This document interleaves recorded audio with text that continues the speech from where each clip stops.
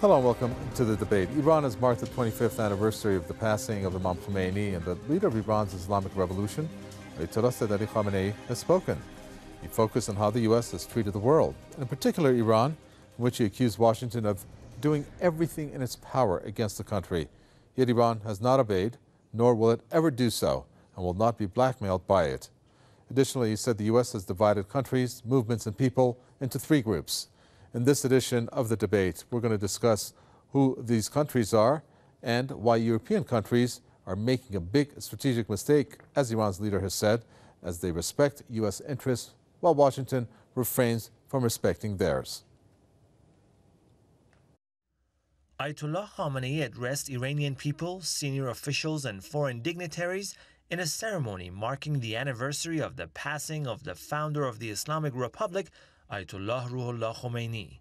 The leader praised the nation's achievements after the 1979 Islamic Revolution, despite Western pressure and sanctions. He said the United States has divided the world into three groups based on its own interests. آمریکا کشورهای دنیا، جریانهای دنیا، آدمهای دنیا رو به سه قسم تقسیم میکنه.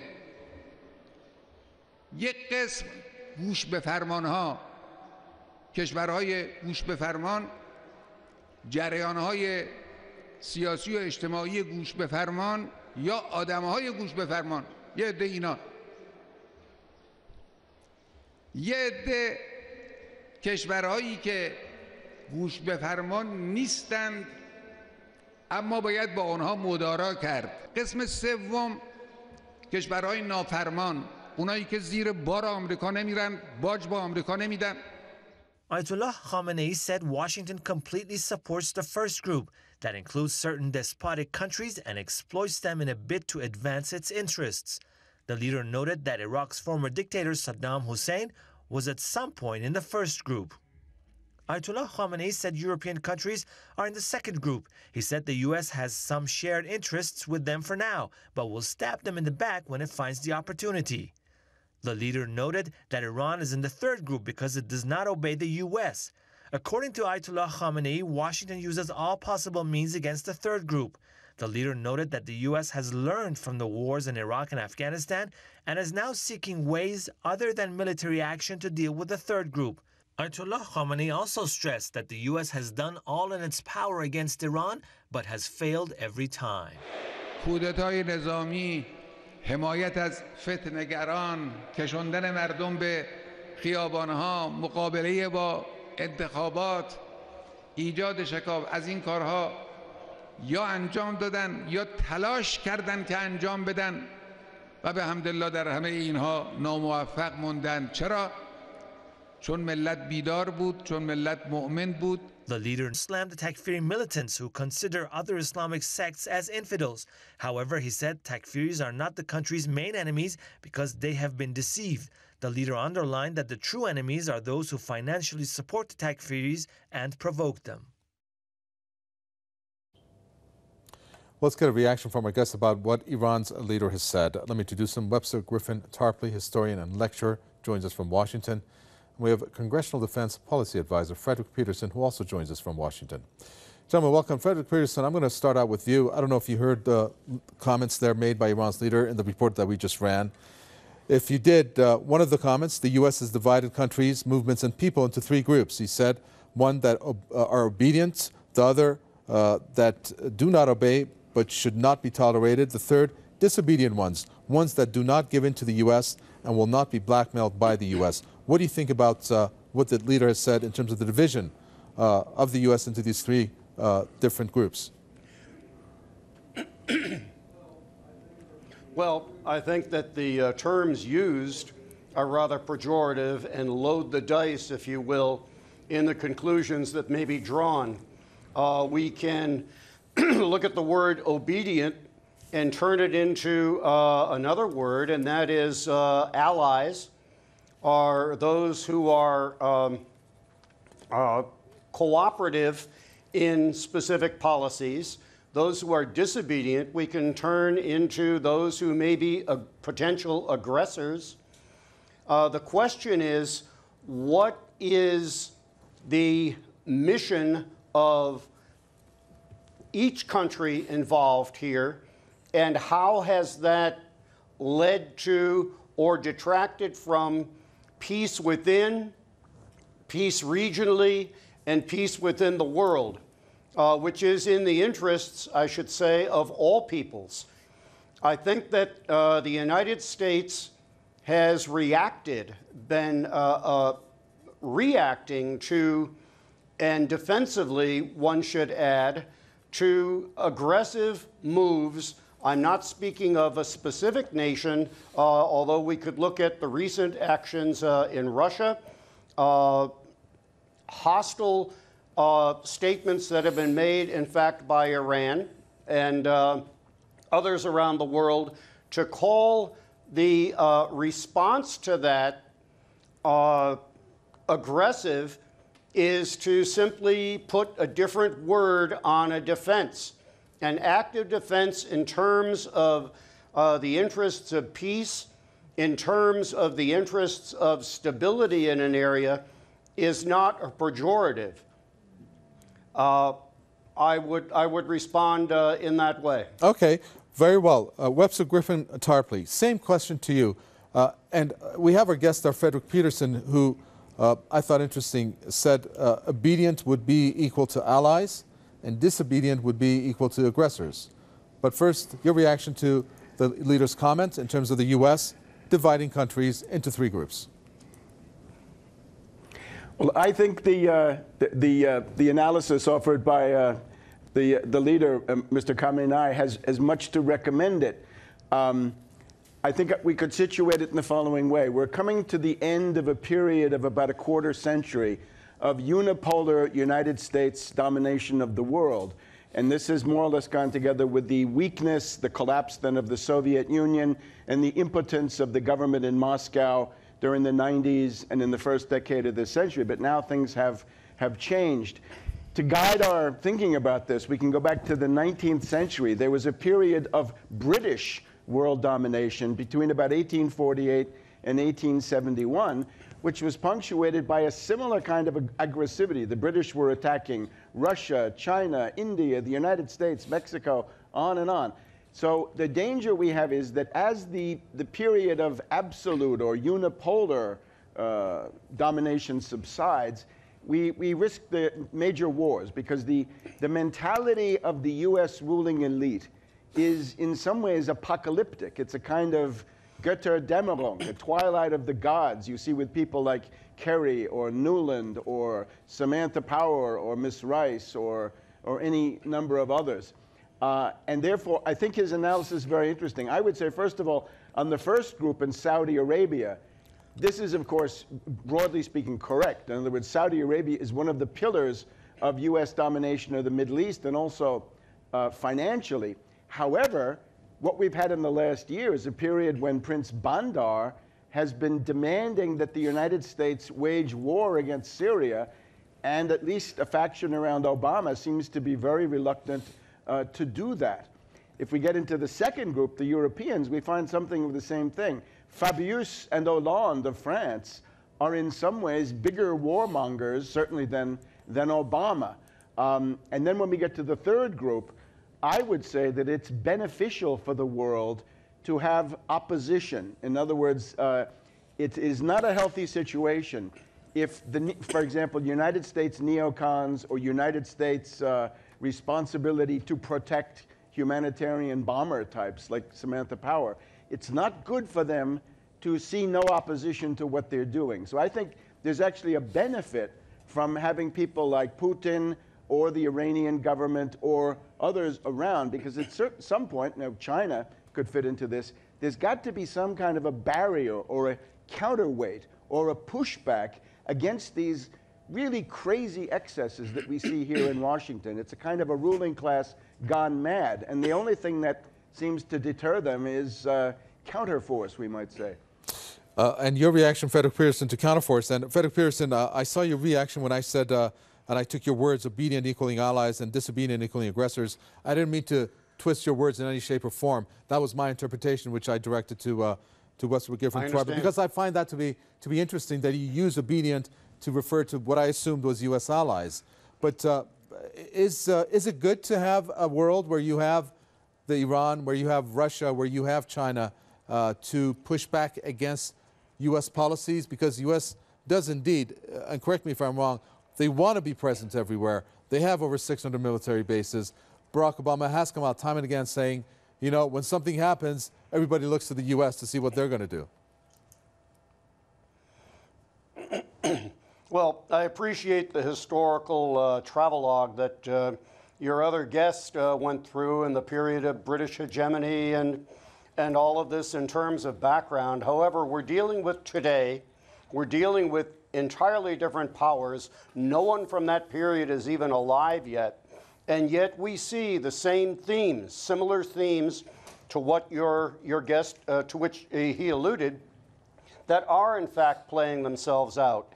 And there are different views. The term obedience was not my term. I'm simply looking at that as a term with which I disagree. It is, you could put that on, one is obedient if one is allied with similar interests and similar values.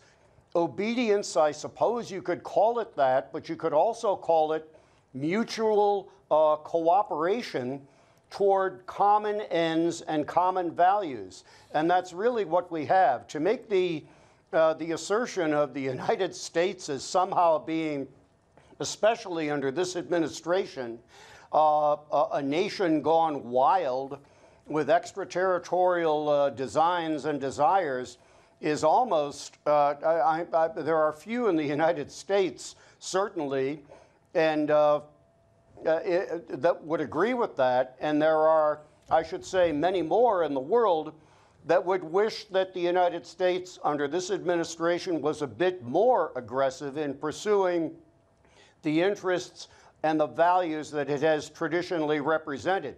In the terms of what has just recently happened in the Ukraine, I am baffled by the analysis that would look at the United States as somehow being an aggressor there, when part of the Ukraine now is claimed by Russia, a newly aggressive Russia that has, in violation of its own signature and its own treaty, a treaty that was signed by the United States and the British and other European powers, to have the Ukraine give up a nuclear weapon option in order to ensure its territorial integrity, have that territorial integrity violated grossly, and the United States and the European powers stand by and shrug, and to call the shrugging an aggression is a baffling interpretation.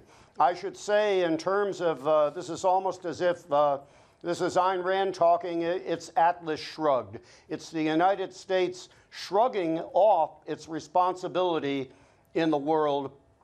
And to call this allies in our values disobedient or obedient is to miss the primary point here, I believe.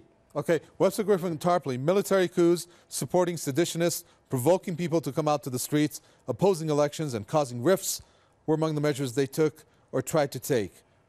Iran's leader in reference to the U.S. And I'm giving that in reaction to Frederick Peterson and U.S. policy in Ukraine.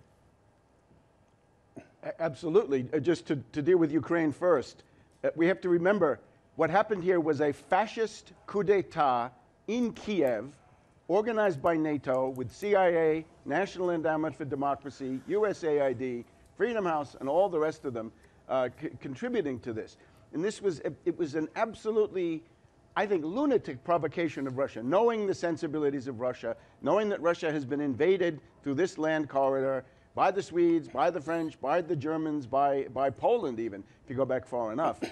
Secondly, that this has this Nazi coloration, knowing the sensitivity, which I share, of Russia to this kind of ideology. People like Yarosh and the Svoboda Party are on the European fascist list. And similarly, the question of a warm water port.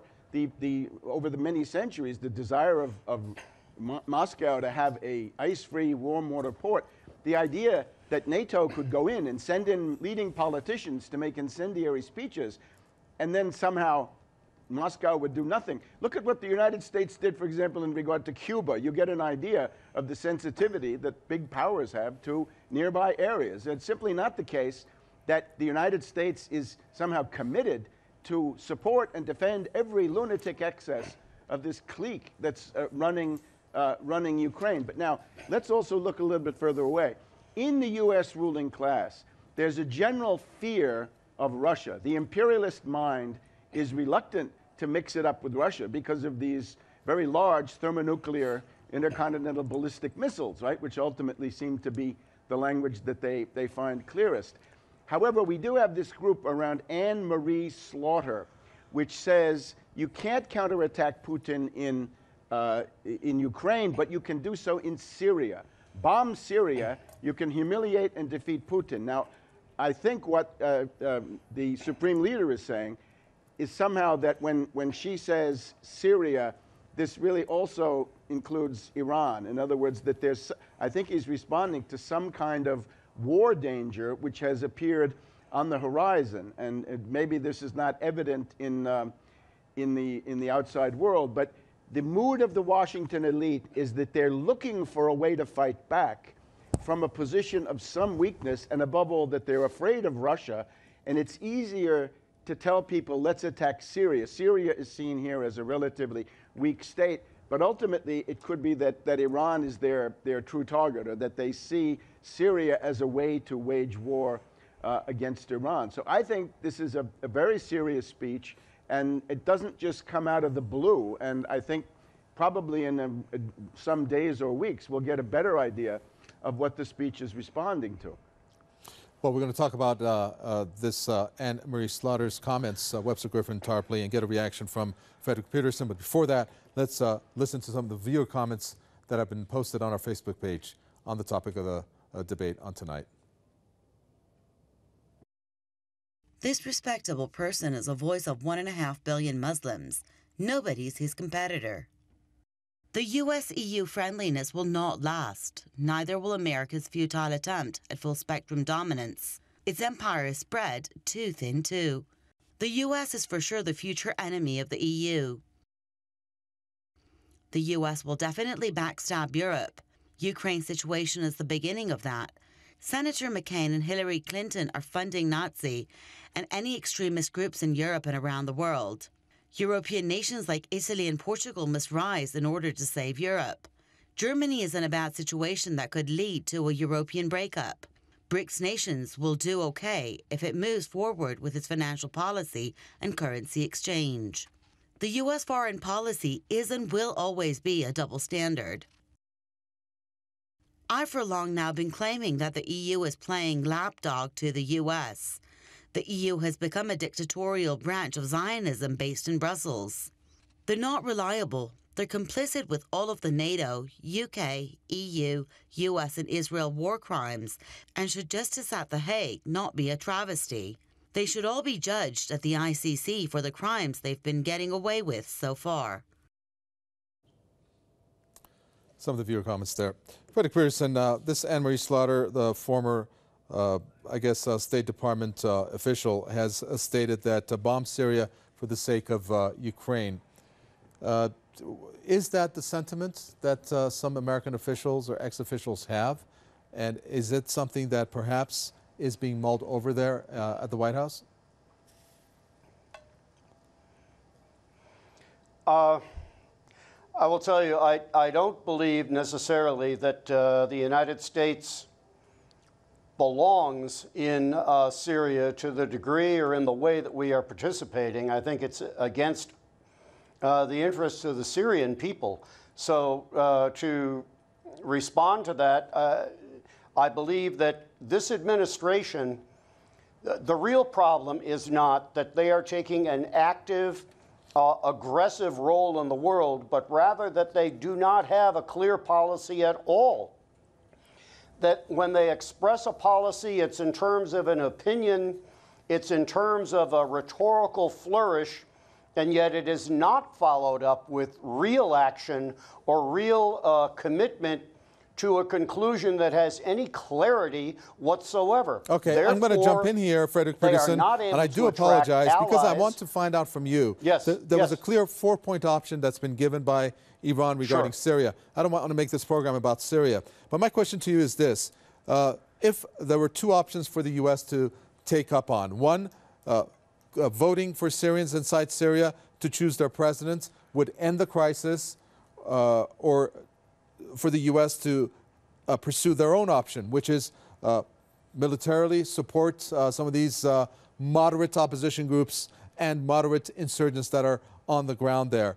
If one of the options being the voting was to end the crisis, which option do you think the U.S. would take?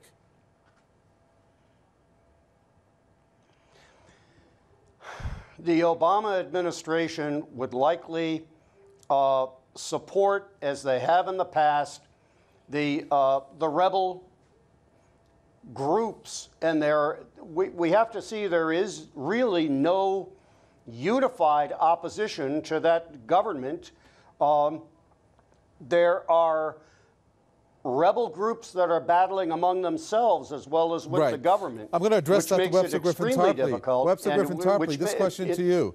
You got 2 options here, and it doesn't seem like the U.S. wants to take the option that doesn't require force. And this is the case of the voting that's taking place today. Over 72% of Syrians came out to vote. Out of the 15 million, 11 million of them. And this could be a point where this crisis could end. But obviously the people who are supporting, the countries supporting the insurgents, don't want this to happen, do they? If I could just comment on this. The news, I think, that we ought to pay also attention to put this speech into context.